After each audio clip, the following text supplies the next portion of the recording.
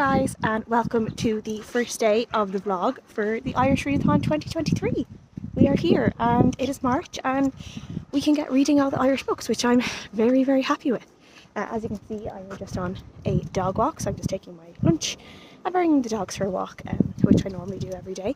So I thought I'd take the opportunity while I'm out of the house, which is where I normally tend to vlog a lot, so try and get some, I don't know, different views in my vlogs for once. The only book that I'm reading at the moment that is actually Irish is my audiobook, which is Light a Penny Candle by Maeve Binchy, and so far it has been quite a lovely read. I'm only just in the first few hours of it, but it's about two little girls who become friends when the little English girl is brought over to Ireland during World War II to stay with her mum's friend's family during World War II. So instead of evacuation into the countryside where a lot of English children happened, she got evacuated to Ireland, and she ends up finding a best friend who I think they then end up friends for the rest of their life, and we just follow them through this friendship during all their ups and downs of their friendship and then their relationships with other people. And I think it's going to be really, really nice. I think it's actually Maeve Binchy's debut novel, which is interesting. So I think I'm going to be trying to read, other than Tara Road, which I read last year, I think I might try and read her books in publishing order. That way I know I can just like slowly tick them off. But yeah, so far I'm really enjoying it. It is just a very nice and pleasant read. I am walking into the sun, which isn't great, but we will keep on going for a few minutes.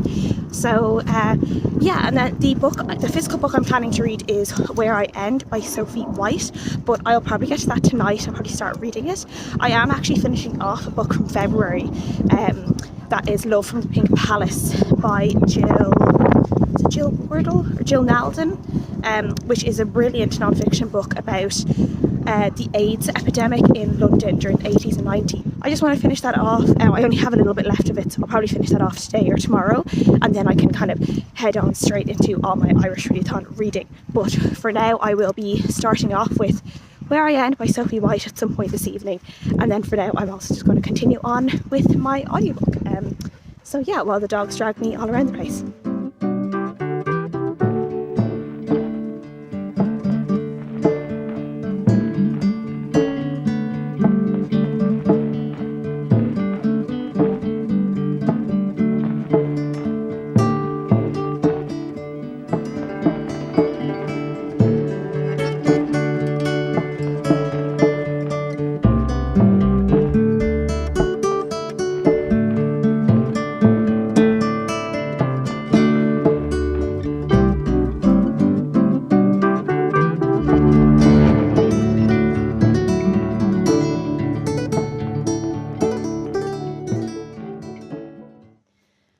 It is currently Saturday, which is the 4th, the 4th of March. So it has been a couple of days since I talked to you, but yeah, I've just had a little bit of a busy day. So got up, did the shopping, have cleaned the house. I have filmed a couple of videos, brought the dog for a walk, and now I'm sitting down and I've just edited one video.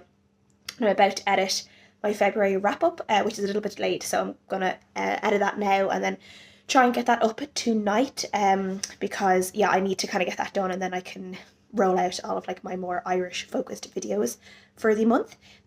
So yeah, I need to check in because this morning I did finish Where I End by Sophie White, and this one is really interesting. As I kind of said, it's one of those ones that just like make me really uncomfortable to read. We are following a girl who's on this island with her mother and her grandmother, but it's clear that her mother is like in a catatonic state. She doesn't know, she can't look after herself, or she doesn't want to look after herself. So the grandmother and the girl that we're following, her name is Aileen, they're the ones that are looking after the mother all the time, and Aileen has this real resentment towards her mother because of that. It seems that there's something that has gone on in the past where none of the islanders speak to the family anymore. They all kind of treat Aileen almost as if she doesn't exist, or if she's a curse, like none of the children were ever allowed to play with her. If they touch her, or if they have any interactions with her, they spit on the ground to kind of ward off bad luck. She's kind of thought of as having bad luck on her. So she's a very solitary, strange type of character. You can kind of tell that she's not particularly good socially, and then she ends up meeting this young woman who has come from the mainland to be an artist in residence on the island for a couple of months, and she is a very young child, like a newborn child, and Ailyn ends up having this very, very unhealthy infatuation and obsession with Rachel, and kind of she feels very antagonistic towards the newborn child for taking Rachel's attention and Rachel's love away from Ailyn. So there's like almost a real sense of danger to like for the child. Like I was reading this actually really scared that Ailyn was going to kill the child, because she definitely had some like really bad thoughts. And then we also see her behavior towards her bedbound mother become really bad and very like cruel at times as well, and it was kind of hard to read. But I do think this entire book was a little bit of a metaphor maybe for postpartum depression or postpartum psychosis kind of thing. I don't really know now, but that's what I kind of got out of it. There was a very like, I would say it's a little bit of like a horror, literary horror, I would say. There's definitely like a very chilling like horror effect this had on me. As I said, I was really uncomfortable at times reading this, but in all of that, the writing itself was really, really good. I think all the things that I was feeling is what the author probably wanted me to feel. I thought like, yeah, the sense of place, this like creepy island, this really like unsettling, really unwelcome island was done really, really well. So yeah, I think everything that like the author probably wanted me to feel, I felt. But I don't know what to rate it. A lot of people have rated this 5 stars that I saw on Goodreads and stuff. I just don't know if I liked it enough for it to be a 5 stars, because of that real uncomfortable feeling I got a lot of the time when I was reading it. I don't know if I could give it a 5 stars, but I think I would give it like a strong 4 stars. And I have read Sophie White before. I've read one of her adult contemporary books, which was all right, but like I didn't absolutely love. But I definitely prefer her style of writing in this. And she does have a non-fiction book called Corpsing, which I do want to read, which I've heard is really, really good. So yeah, I would probably go on and read that. And if she brings any more books that are more kind of this style, I will definitely pick them up, because I think she definitely has a really interesting way of writing. And yeah, it's very, very twisty, very dark. As I said, you're dealing with some elements of kind of postpartum depression in a way, I guess, in certain ways. But also, yeah, dealing with a sick family member, and someone who's bedbound, and someone who needs like full like 24-hour care. But it's not like it's kind of they're being treated for obligation, not necessarily out of love. So I think some people would have a hard time reading some parts of this because of that. I don't know. I'm just guessing that. So yeah, on to another book now, and the next book I'm going to read is Bessborough by Deirdre Finnerty. So this is the non-fiction book that is about 3 women who spent time in the Bessborough Mother and Baby Home in Ireland. I think it's in Cork. Yeah, in Cork City.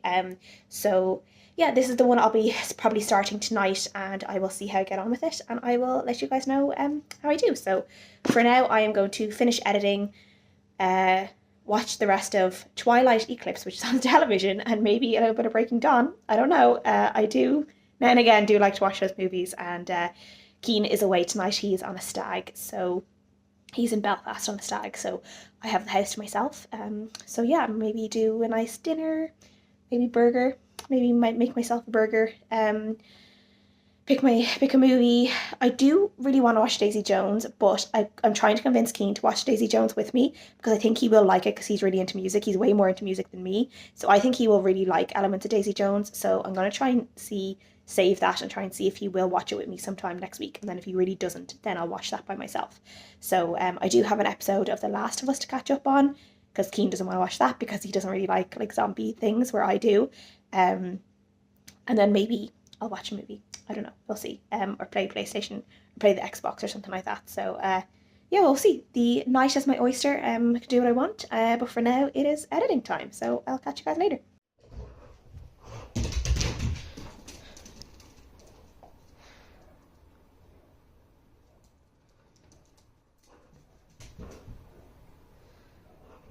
Go on, Tessie. Go on.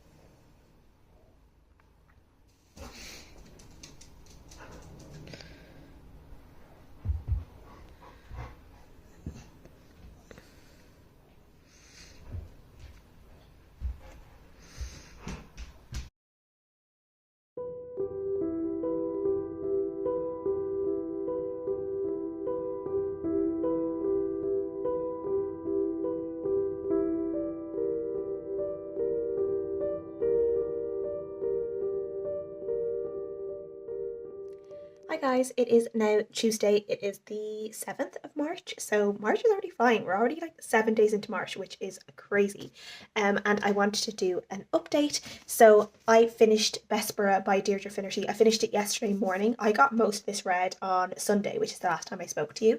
No, the last time I spoke to you was Saturday. So I read a little bit Saturday evening. I then kind of flew through pretty much all of it on Sunday, and I finished off the tiny little bit on Monday. I really enjoyed this, if enjoyment is the right word for it. I think this is a really great kind of easy to read and easy to fly through. Like, I think the pace of it is really good in terms of being able to get sucked into each story. So there's 3 individual stories from the 60s, 70s and 80s of a woman who spent time in the Bessborough Mother and Baby Institute and her experience, and then her experiences after, and kind of her trauma and how her experiences kind of affected the rest of her life, and her families and her relationships with her other children and stuff like that. And yeah, I think it was written really well. There's a lot of empathy in the book. The author kind of created, like, she used the women's stories to kind of create a lovely narrative in terms of conversations, and it gave it a really kind of lovely conversational tone to the story. And you kind of felt like, if you didn't, you'd almost feel like you were reading fiction, if you know what I mean, in terms of the way the story went along. It wasn't like a back and forth between the narrator and the author. So yeah, I did appreciate this a lot. I think this would be a really good if you were kind of wanting to read like kind of introductory books around mother and baby homes and that history in Ireland. I think this one would be a really, really good one to start off with. I think it would be a really good starter book. I still did really, really enjoy it. But I also a couple of years ago read Republic of Shame by Keelan Hogan, which is a little bit more of a slightly denser, slightly more, I wouldn't say more serious topic. I think this one is still serious, but it's probably a tiny bit on the lighter side of things in terms of it doesn't go really, really deep into the abuse, but we do see how, the experiences have affected the women. We see like their lifelong struggle of trying to find their children again, and that fear of, if the child doesn't want anything to do with them, the heartbreak of that, the heartbreak of even when they do find their children, they're never going to have that real mother child relationship with them because they've been separated for so long. So there's always going to be that slight divide, and yeah, it's all really, really heartbreaking to read. So yeah, I did really enjoy this one. I gave it a 4 out of 5 stars, and I would definitely recommend it to people to read if they wanted to read something on the subject, and they wanted something that was probably more on the lighter side of reading, rather than something that's a little bit more dense. So yeah. And then yesterday I picked up Strange Sally Diamond by Liz Nugent. I'm already about 30% into that, and this one is going to be really interesting, I can tell. I don't want to say too much about this one because I'm planning on going to do a full book review on this one, so I will just kind of talk about the premise, and I'll kind of probably let you know what I rated it. So this is about a woman called Sally Diamond who, when her father dies, she's in her 40s, her father dies in his 80s, and her father always told her, when I die, just put me out with the bins. So she takes that very literally. So that is what she does. When her father dies, she just bundles them up like rubbish, and she puts them in the incinerator at the back of the house, which is how they get rid of all their rubbish. And obviously this leads to other things. People are like realize what she's done, and they're kind of like, Sally, that's not how you're supposed to do things. And then the guards and like the authorities get involved, and they realize that, Sally is what it seems to be that she could possibly be neurodivergent in some way. Like, she takes things very literally, to think things like humor and social situations she's not particularly, I wouldn't say she's not particularly good at, but she just understands the world a slightly different way than everyone else. So you need to be careful in terms of how you're explaining things to her. You have to explain things to her in a really specific way for her to understand exactly what you mean and exactly what you want her to do. So now she's living alone after her father dies. She has a couple like kind of like family friends and stuff around, and we start to see her get integrating a little bit more into her community. But then after her father dies as well, she kind of finds out all these things about her past and where she really came from. And this is where kind of the mystery and the crime element is really like kind of like coming up, and I don't want to say too much about that because I feel like it would be it's kind of like a little like surprise about like what actually is going on with her, and where she like what her origins are and stuff like that. So yeah, I don't know what's going on with my hair. I feel like I have my camera in such a way that I kind of look bald, and it's I'm not enjoying looking at myself. So yeah, I am into that, 30% in, probably read a lot more tonight, and yeah, hopefully I'll finish it soon so I can get a book review up soon as well. So yeah, other than that, we've had a slightly stressful day. I brought Roci up to the vet this morning. I don't know if I said this. I said it on Discord, but I don't know if I said it in this vlog. But Roci has just like, she has a little bit of a kind of like an eye thing going on. So she looks a little bit funny in the clips that I'm showing. That's why. She basically, one of her dogs have a thing called a third eyelid, which is, you normally see it when they're sleeping, and it kind of comes up and covers their eyes when they're sleeping. And hers is what is after prolapsing slightly, which means that it's come up and it's covering part of her eye when it's not supposed to. So I was in the vet last week, and that vet couldn't really do anything, so they sent me to a guy who is like more of a specialist with eyes. So I went to him today, and he has looked in her eyes, and he has given me some eye drops and lubricants for her eyes to see if it helps at all. So over the next week or so, I'll be putting them in her eyes, and then we'll be back in 2 weeks to see if that has helped at all. And if it hasn't helped with the eye that has the slightly prolapsed eyelid, if it hasn't really helped, unfortunately she is going to have a surgery. So yeah, fingers crossed the eye drops will work. But from all of my experience with dogs before, if it's between like a medication that might work and a surgery that will work, they always end up needing the surgery. The medication hardly ever actually works. They'll always need the surgery. So I am predicting that in a couple of weeks' time I'll have to be booking her in for a surgery, which I don't really want to do. I hate stressing her out like that, but in the long run this will be better for her eyes, obviously, because what's happening is like her eyes will be getting dry and irritated with what is going on. So yeah, so she had a little bit of a sedative this morning before she was going into the vets, because she gets very, very hyper in the vets and they wouldn't have been able to look in her eyes. So right now she is very, very stoned. So she is she's just chilling out now and resting. So I'm not going to bring her out for a walk until later on, until, oh no, she heard me say that word, until she's feeling a little bit better. So yeah.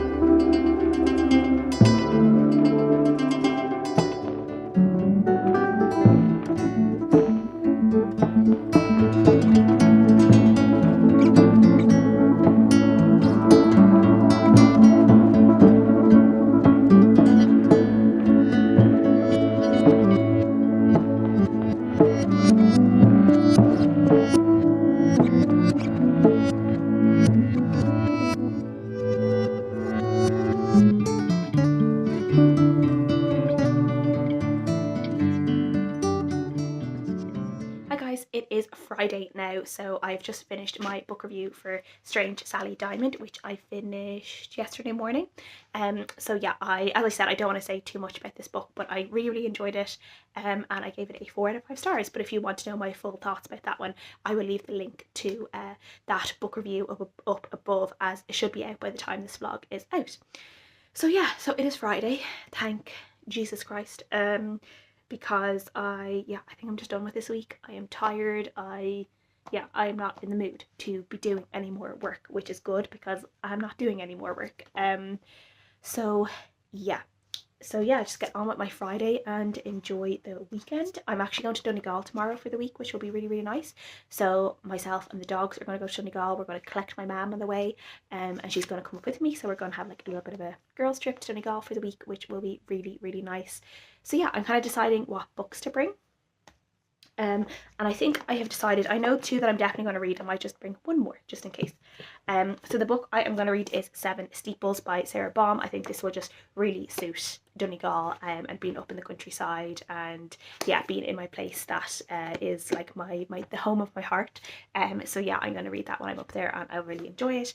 And then another book I think I want to tackle, and I don't know if I'll read this whole thing, but I might try. I might give it a start while I'm up in Donegal, and that might be Edna O'Brien, The Country Girls trilogy, which is one that I've wanted to read for a really, really long time. I've had this on my shelf for a few years, so maybe I will try and tackle this next week when I'm up in Donegal. I'll at least read the first book anyway, because this is the omnibus of the 3 in 1, so I'll try and at least read the first one. and see how we go. So yeah, and then I'm kind of trying to decide a third book, if I'm going to bring a third book with me, what I will bring. I might bring this one, which is Hearts and Bones, Love Stories for Late Youth by Neve Mulvey. This is a short story collection, so it might be good if I just want something quick. I might pick up and read a story and then put it down. I could like scatter it throughout the week as well. So I might pick that up. And I was thinking I might bring up the poetry collection as well, To Star the Dark by Deirdre Nagrifa. This might be a nice one as well, just again to pick up and leaf through now and again if I want to. So yeah, I think I might bring those four with me, but the ones that I will definitely be reading will be Seven Steeples and The Country Girls. In with you guys when I'm up there and how I'm getting on. Oh, and for the book that I'm reading at the moment, it is Edith by Martina Devlin. This is actually a historical fiction book that is following Edith Somerville, who used to be a writer in like the 20s in Ireland. I think she was like Anglo-Irish, where her family would have been very strongly rooted in the UK. They were kind of more like, I don't know whether she would have thought herself Irish or whether she thought herself English, but she grew up in Ireland and spent, I think, most of her life in Ireland. But they would have been like gentry and would have been probably Protestant, and yeah, I think her would have been educated in England and all of that. So I think so anyway. And that's the feel I'm getting at the moment from the 5 or so chapters I've read of it so far. And we're following her in her later life in her 60s after her writing partner has died. And it's been 6 years since her writing partner has died, and now the Irish Civil War is really ramping up. It's in the 20s now, so things are getting really bad in Cork, which is where she's based and where there was a lot of really big fighting going on in Skibbereen in Cork.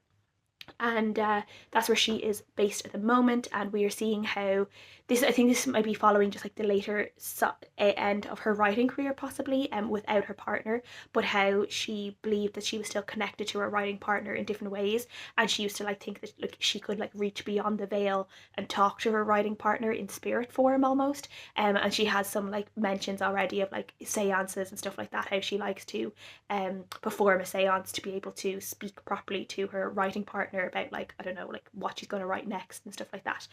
So yeah, this, I think it'll just be a really interesting book. This is published by the Lilliput Press, which is also an independent publisher in Ireland. So again, yeah, I'm always happy to be supporting them by reading this, and I got it from my library as well, which is great. So yeah, that is what I'm reading at the moment. I'm enjoying it. I can't say like I'm loving it or anything, but I know pretty much next to nothing about Edith Somerville, so it's nice to read this and be finding out about a Irish woman in history, particularly like a literary woman as well.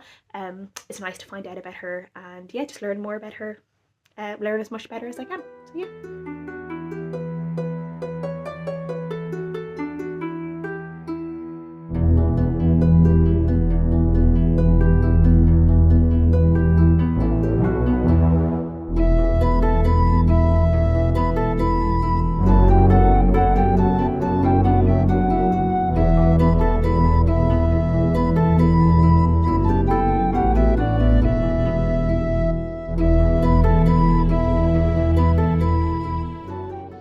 Oh my god, that was a very wet walk, as you could probably see. It is Sunday, it is extremely wet and rainy. This morning I actually finished Edith by Martina Devlin, which I talked about in my last clip, and I'm going to give this a 3 out of 5 stars. I think it was interesting in terms of I didn't know anything about Edith or her writing partner, Martin Ross she called her. So I really liked kind of getting to know her. It was interesting in terms of it's set in like 1921 to 1922, and because of Edith, because she's kind of, as I said, Anglo-Irish, she considers herself Irish, but a lot of her family would consider themselves English. Have very mixed views in terms of Irish independence and England, and you know, she's kind of torn in both ways. But so it was interesting kind of all of that, and then seeing kind of the IRA from like the other side, seeing how brutish they were to people who were just kind of, you know, especially like people like not elderly people but older people living in their homes, kind of minding their own business, and some of the brutality of the IRA, and how even if like the IRA, when some people would think about it, are like they are the ones in the right because they're fighting for Irish freedom, it doesn't mean that they were all good people either. There was a lot of bad people in that, and a lot of people did some really bad things. So yeah, I thought it was interesting to see that point of view, and it's definitely made me want to read some of Edith Somerville and Martin Ross's writing. So there's the Irish RM is one of their books, was kind of one of their more like famous books, I think, or one of their most beloved books. And then she also wrote a book called The Big Country House of Inver, I think it was called, which she wrote in her later years and became one of her most successful solo novels, which is the book she's kind of starting to write at the very end of this book. I think I might give that a go, because I would just be interested in reading her writing after this. But I think in terms of the story as a whole, I'm going to give it a 3 out of 5 stars. And yeah, I did enjoy it. It just wasn't like amazing or anything like for that. But yeah, and the next book I'm going to pick up is Seven Steeples by Sarah Baum, which I brought up with me. I only got, I think, a couple of pages read earlier, and then I brought these guys out. So when I get home tonight, that's probably what I'll be reading. And hopefully I'll get a good chunk of that read, and I can kind of tell you a little bit more about that when I do. So I will check in with you guys then.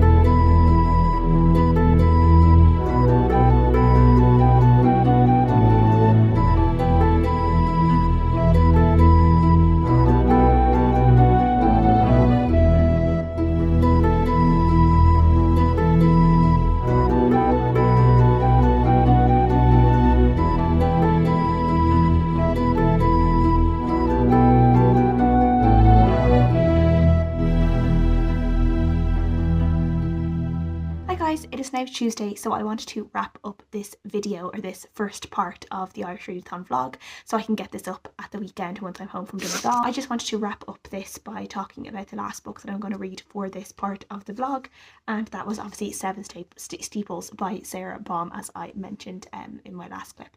So yeah, I finished this earlier on my lunch break from work, and I'm going to be honest, I am actually really disappointed in this book.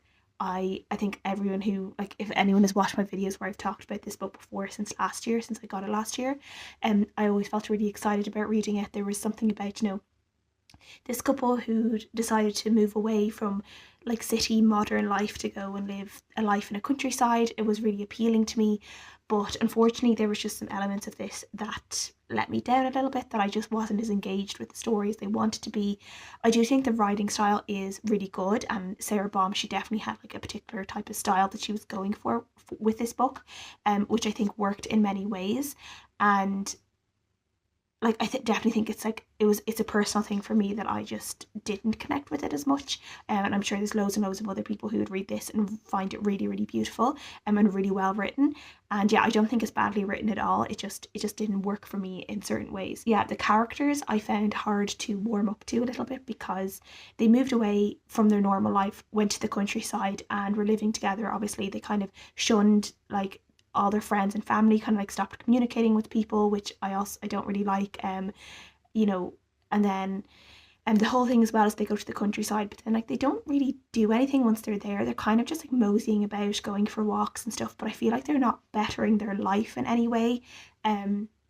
It's kind of like implied that they aren't working, and they're just getting like social welfare payments for not working, when they're like, you know, sound of mind, they're able-bodied, they're healthy, they have like they could work, they like, you know, they would have no problem working, or even creating a small business for like something that they're doing like in their new home, and that just kind of annoyed me. And then there were certain descriptions in this book as well that like really were off-putting for me, because she's talking a lot about how like the cottage isn't particularly, to say, like the cleanest place in the world, and they don't make a huge effort to keep it clean. It's kind of like passably tidy, but like not really. It's quite cluttered. There's a lot of like mess and dirt and stuff, and she kind of talks about some of the dirt that like is in the cottage and what they're living with every day, and it kind of made me feel a bit ill at times, like just some of the descriptions. I do think that was really good writing, but in terms of like a reading experience, it wasn't particularly nice to read. There's no dialogue at all, there's no conversation, so it's all just like paragraphs of kind of not necessarily descriptions, but you know, like kind of a third person narration. You're not getting any actual conversations between the characters, or even like them talking to anyone else, and I just feel like I really missed that, and it made the book slightly tedious at times to read, and I felt it just slightly boring in parts, and I found my attention to it was slipping at different times as well. And yeah, I just wasn't as engaged with it as I would want to. And I think if there was conversations to have like taken a hold of, and maybe brought a little bit more excitement or emotion or something into the story, it would have helped me a little bit. So yeah, this one was just a little bit of a disappointment for me, unfortunately. So I'm giving it a 3 out of 5 stars. But yeah, you win some, you lose some. And yeah, unfortunately this just wasn't a winner for me. That is going to be it for this part of the vlog. I hope you guys have enjoyed. If you guys have read any of the books I've talked about, or you have anything else you want to say, please leave a comment down below. I would love to chat. Thank you guys so much for watching, and I'll see you guys again next time. Bye.